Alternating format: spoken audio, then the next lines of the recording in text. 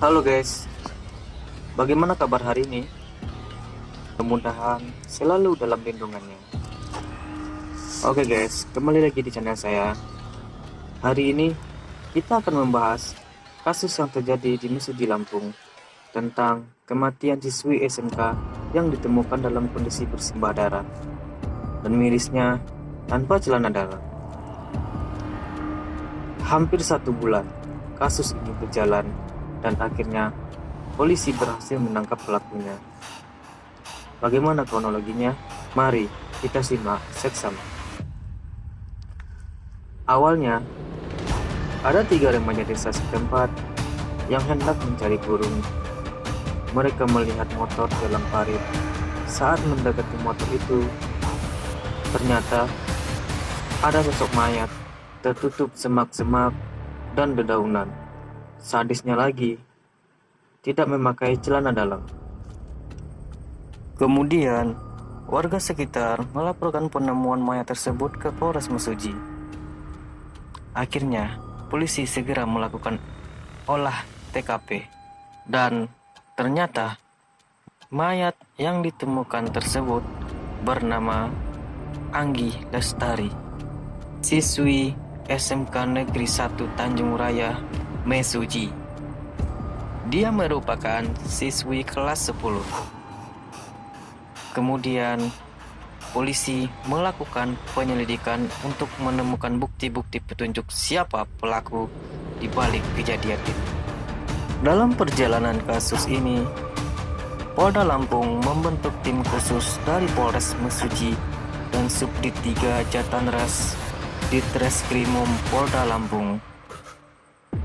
Jasad korban diautopsi dan ditemukan adanya cairan sperma di tubuhnya.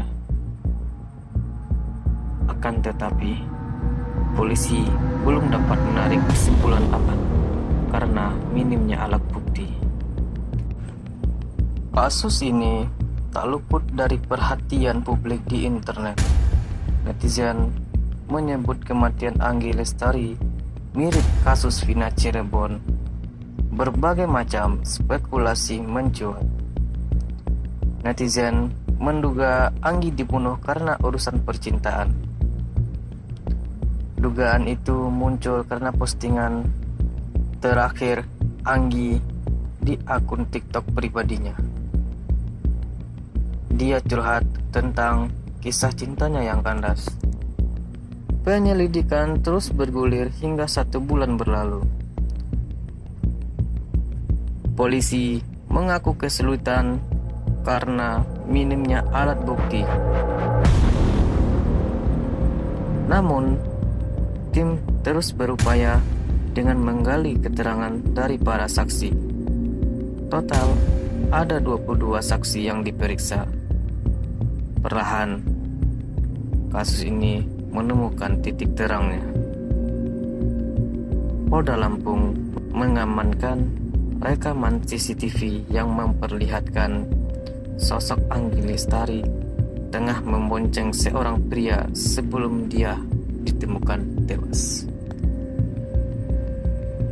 Tim menunjukkan rekaman tersebut pada keluarga. Pihak keluarga pun mengatakan Anggi tidak mungkin naik motor bersama seseorang yang tidak dikenal dekat. Atas keterangan itu, polisi menyimpulkan pria tersebut masih punya ikatan keluarga dengan korban. Dari rekaman CCTV itu, juga terungkap bahwa korban ini tidak pernah mau dibonceng jika tidak kenal dekat. Artinya, ada hubungan keluarga antara pelaku dan korban. Ini menjadi petunjuk kuat sehingga penelusuran dilakukan kepada lingkungan keluarga. Sampailah kita mengidentifikasi pelaku adalah H. Singkat cerita, tim mencurigai satu nama, yakni Herman. Keberadaan Herman mulai ditelusuri. Akhirnya, dia ditangkap di persembunyiannya, tepatnya di desa Beruge, Kecamatan Babatoman, Kabupaten Banyuasin, Sumatera Selatan. Penangkapan berlangsung pada Minggu, tanggal 2 bulan 7. Di lokasi, Herman langsung mengakui bahwa dirinya lah pelaku pembunuhan tersebut. Polisi juga turut menyita pisau yang digunakan untuk menghabisi nyawa Anggi.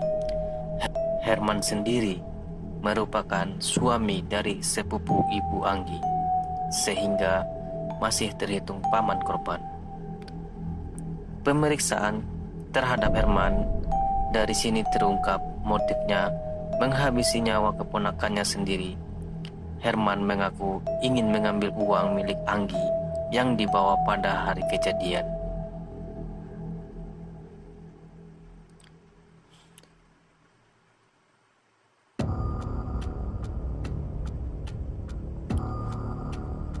Pemeriksaan terhadap Herman dimulai. Motifnya karena ekonomi. Dia ingin mengambil uang milik Anggi. Saat itu terjadi perlawanan dari korban, dan pelaku ini panik karena korban terus berteriak. Akhirnya, dia mengambil pisau yang dibawanya dan menusukkan berkali-kali ke Anggi tersebut. Tak cukup sampai di situ. Herman masih kepikir untuk melampiaskan nafsu bejatnya. Dia memperkaos Anggi yang saat itu dalam keadaan kritis.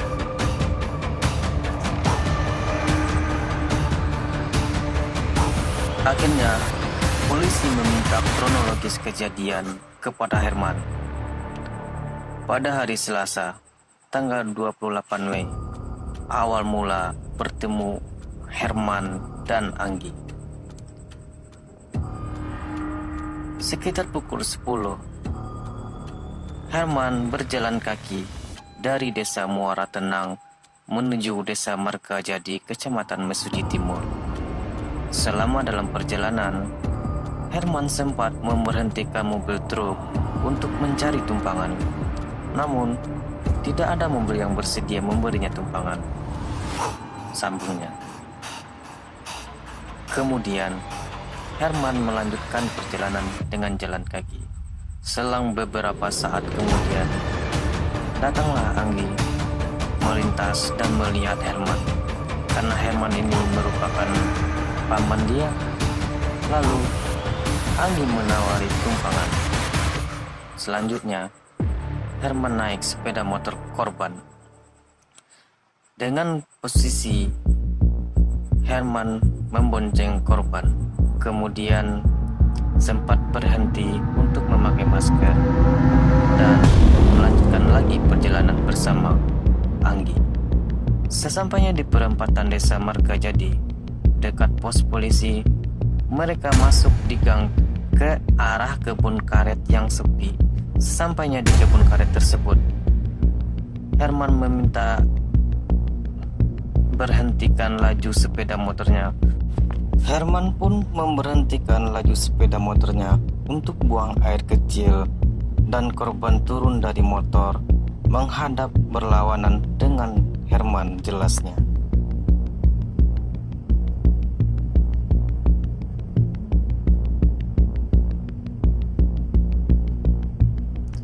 Selesai buang air kecil, Herman menghampiri Anggi dan menarik tas selempang yang dipakai Anggi.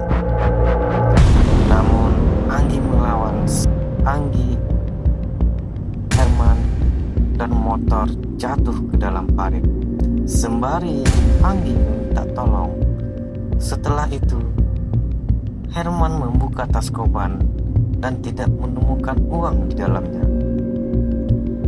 Karena Anggi terus berteriak minta tolong, Herman panik dan menusuk korban sebanyak 3 kali, serta mendorong Anggi hingga jatuh terlentang dan melihat celana Anggi melorot.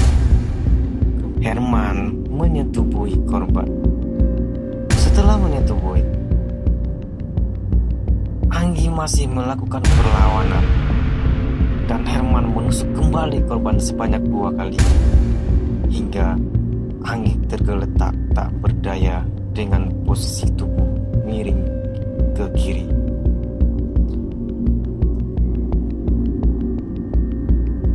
Melihat Anggi sudah tak berdaya, Herman melompat ke dalam kebun karet, kemudian pergi menjauhi TKP tersebut.